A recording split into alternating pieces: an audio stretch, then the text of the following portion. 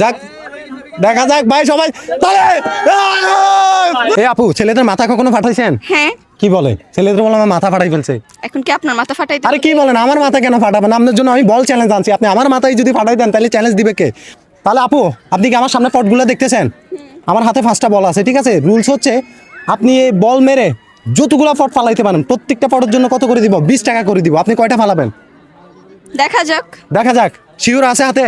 হ্যাঁ। তাহলে আজকে প্রমাণ হয়ে যাবে আপুদের হাতে শিওর আছে কিনা। তাহলে নেন শুরু করেন আপনি, দেখি এই আপুর হাতে শিওর আছে কিনা। ভাইয়া পারবে? কয়টা ফালাইতে পারবে?